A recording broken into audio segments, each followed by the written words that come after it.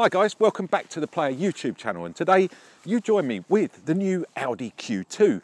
And this isn't just any old Q2, this is an S-Line Q2, and that's why it looks like it does with these lovely 19-inch alloys and the body kit that all runs down. I mean, it's just a super looking car.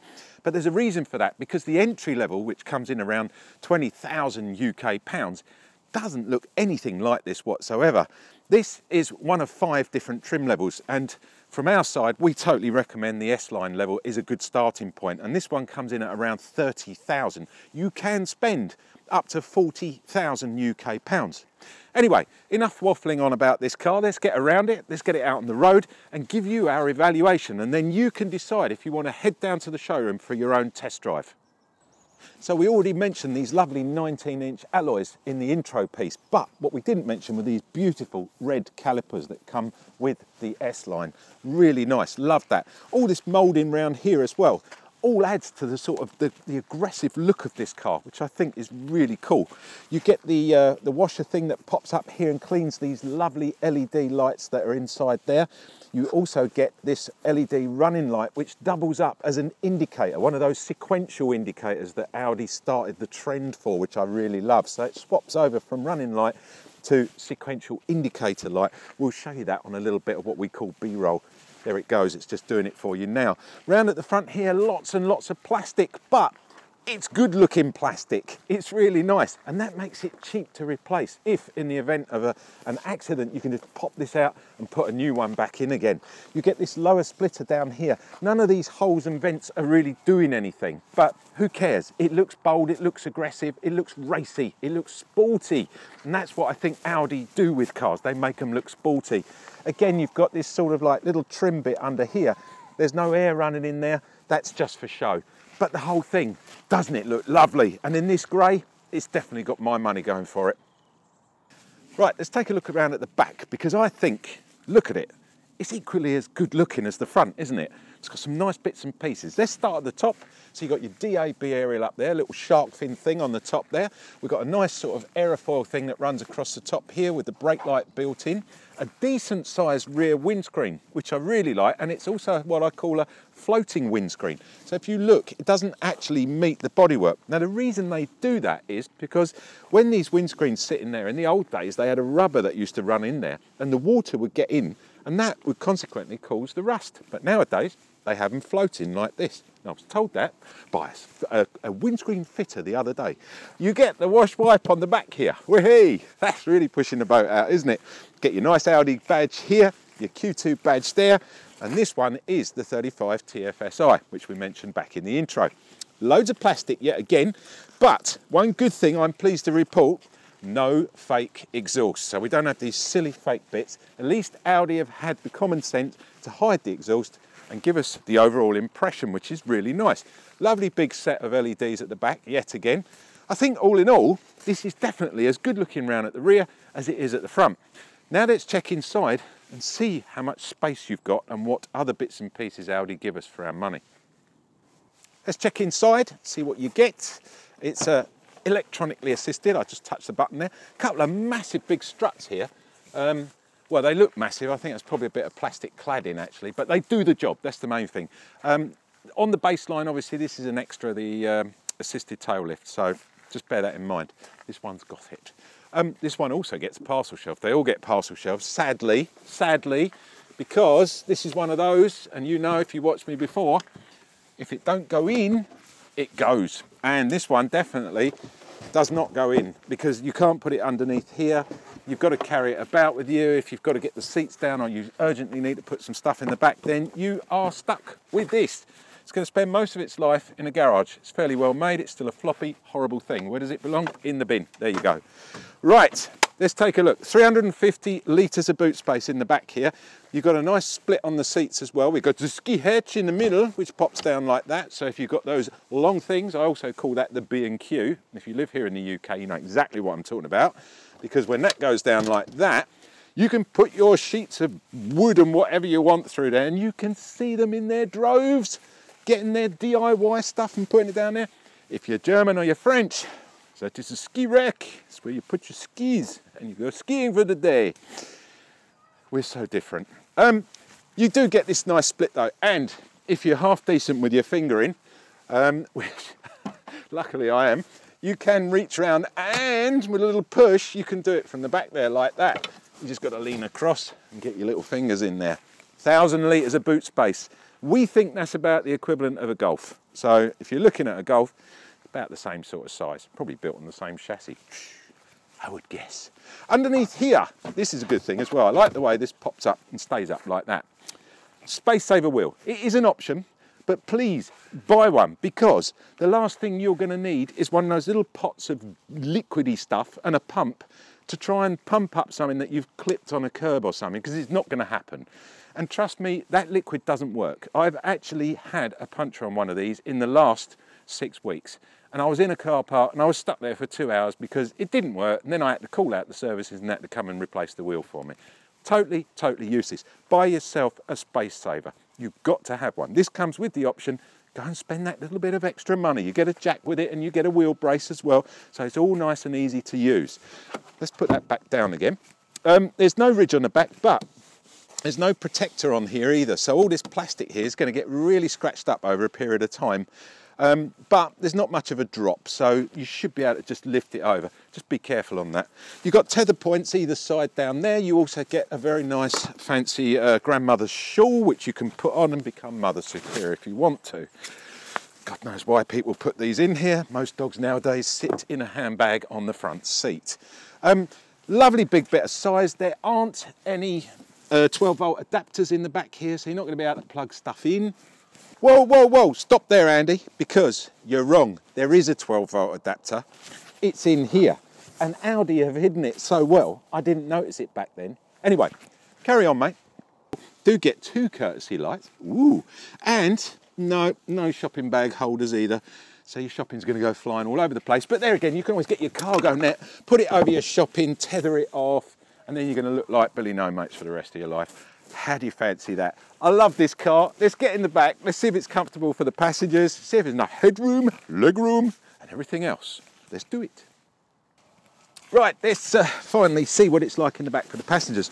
It's reasonably easy to get in and out of this car. But one thing you will notice, the door is quite a small door.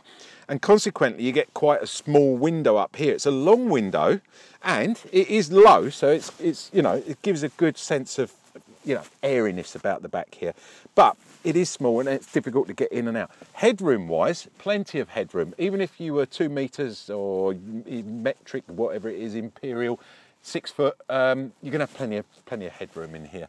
You do get nice LED lights in the back here, the courtesy lights. Seat wise, well, that seat is in my normal driving position. I'm not exactly the tallest, as you know.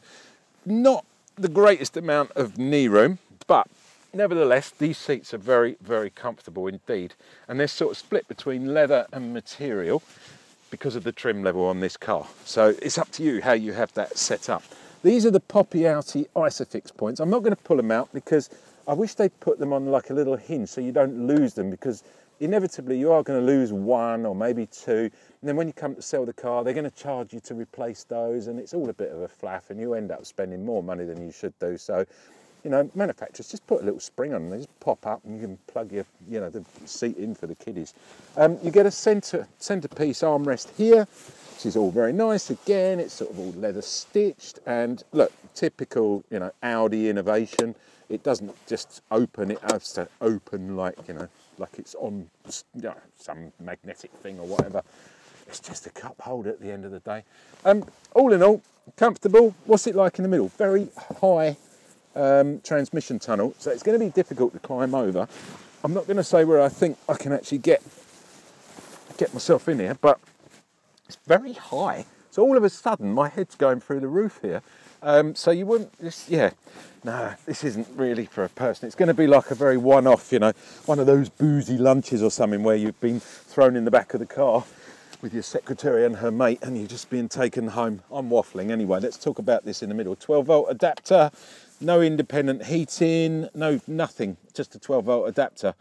That's a bit poor. I think for £30,000, which is what this car costs, I'd have expected independent heating controls and a couple of USBs. Wouldn't you guys? And again, look, we get these sort of things in the back here for putting magazines and stuff. Those days are gone. I mean, maybe you're going to put your iPad in there, but then you're going to forget it's in here. So at the end of the day, they're a waste of space. I'm not that impressed in the back, as you can probably gather. It's quite tight, it's very dark, but it's nonetheless comfortable. Let's hope the front lives up to its reputation as being the place to sit. Okay, here we go. What's it like for the driver? Well, straight away, you can almost tell you've just got into an Audi. There's just something about Audis. It's this seat as well. It's so comforting and hugging. It hugs your body and just really nicely bolstered. Seating position and the driving position almost instantaneously set up. You've got loads of sort of manoeuvrability with this as well.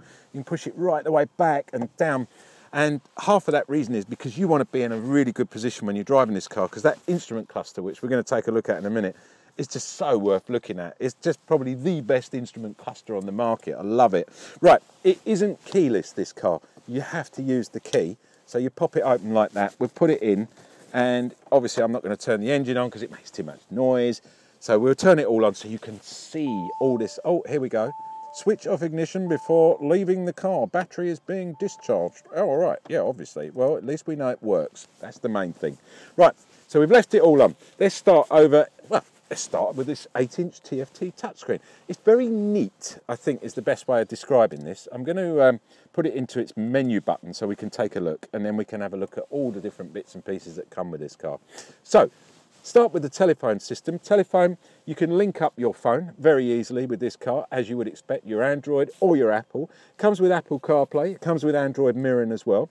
You can plug that in to get that through your USB here at the front. There is also a 12-volt adapter here as well. And for those that really love it, there is a wireless charger in here for your phone. So you can pop that in there like that. There's another USB and there's an aux in as well, which is great. I mean, there's just tons of bits up front for the passenger and for the driver, which is good. This particular car comes with the 7-speed auto gearbox, which is absolutely stunning. We'll talk about that when we get out on the road, because I think that's more of a road thing than talking about it now. Knobs, guys. Oh my God, I've just noticed knobs. We're surrounded in knobs. And look at the size of that knob. Absolutely unbelievable. This is, how shall we say, the German knob. It's rather large, but it does have a fine function about it. This knob here actually rotates your selection up here. And I've got to be honest, when you're driving this car and you've got hold of your knob like that, you can spin round and do anything you want. It's a real adaptable knob. And you know what I love knobs. Now I'm going on about knobs and you're probably saying, oh, why does he keep going on about knobs? There's a reason, because when you get in here with your gloves on and it's freezing cold in the winter like today, and I haven't got my gloves with me, you want all of this to be able to be accessible. You don't want to have to take your gloves off in the freezing cold and try and digitally adjust, you know, those slider things they have. This one, if we turn the power back on, which I forgot to do, this one has got proper knobs, so you can turn the temperature up and down. You can push your button for your heated front seat. On this particular car, we've got that, because I'm going to turn the, there we go, because it's gone on to auto. Otherwise I get loads of sound. You've got your heated front seats on this car. Going back to the knob, so you've got your nav, which you can easily scroll straight into. You can go into your telephone. There comes the nav. There you go, nice screen on it as well. We can go into the media. There's nothing connected at the moment. We can go into the radio. The volume button is down here, which again is another knob.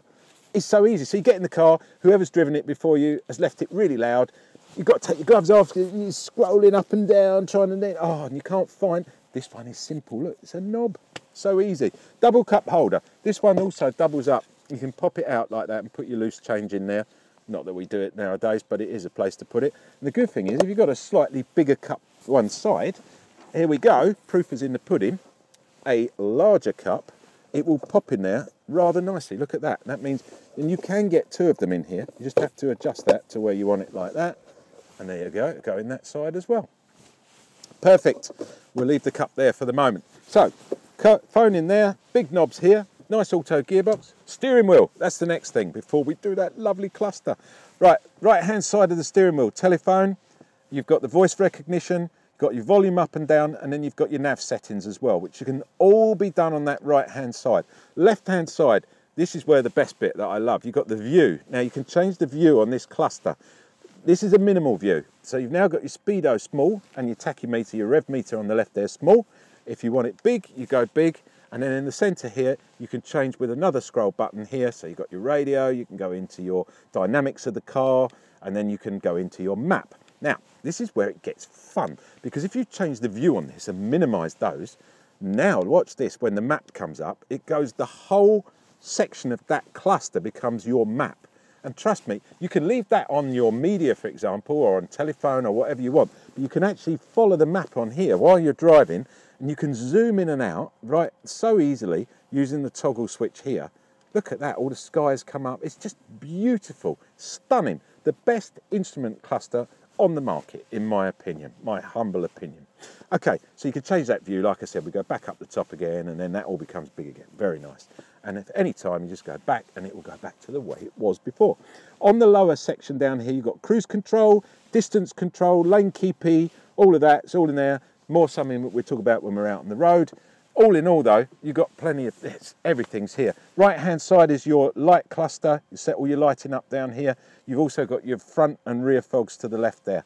I can't really tell you much more apart from the fact that I love these. Look at that. And you hear that click?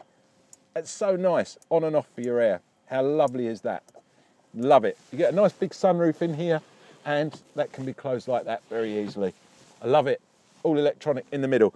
Let's get this car out on the road, because we need to see what it goes like and give you our opinion of this Audi Q2 3.5 TFSI. I think the first thing you notice when you get out on the road in the Q2 is the feedback from the wheels, the noise of those alloys, those tyres, because the big 19-inch might look nice, but at the end of the day, that's a lot of rubber going down on the road, and it's feeding back into the car. So it does tend to be a little bit noisy, and even more so when you get on a long run, when you're on a dual carriageway or a motorway or freeway, wherever you are in the world, you do tend to, it does drone a little bit. But I think that could be adjusted by probably investing in some different tyres, or actually looking in, maybe going on a forum and finding out, you know, exactly what are the best tyres for this type of problem. That's only one little minor issue. I think that's easily solvable. Another one which I've also found is quite hard suspension on this car. You do pick up a lot of the bumps as well. At the moment, I've put it into the comfort mode. There are 5 different modes on this car. There's a button just over here on the far left-hand side of this central panel here. And if you push that, it will come up with the 5 options. So you've got an efficiency or economy, you've got comfort, which speaks for itself. You've got an auto mode, where the car will actually set up according to the road conditions and the driving conditions, and also how you're actually driving the car. So the computer will evaluate all of those things and put them into one, and then, you know, set the car up accordingly. So it's a good one to leave it in on a constant basis. Then there's dynamic. Now, dynamic is obviously sport mode. It's just a nicer way of saying sport mode. It looks better as well. And then there's an individual mode as well, so you can actually set the car up yourself. So you could set the steering into sport mode, for example, have the gearbox set as comfort mode, you know, just the way that you like it. There's a number of safety aids on the Audi Q2 which are really good. It comes with some blind spot mirrors on the higher trim levels, which I always say are essential in today's modern driving. You can't really have a car without blind spot mirrors. I think what manufacturers should do is get rid of that stupid handbook that's in the glove box there. That would immediately create a much bigger space in the glove box. But at the same time, the money they save printing and producing hundreds of thousands, if not millions, of those little books that we never read. And I mean, don't say to me, no, it needs a service. A service book's a separate book. And even now, all the servicing's done online as well. You don't have a stamp anymore.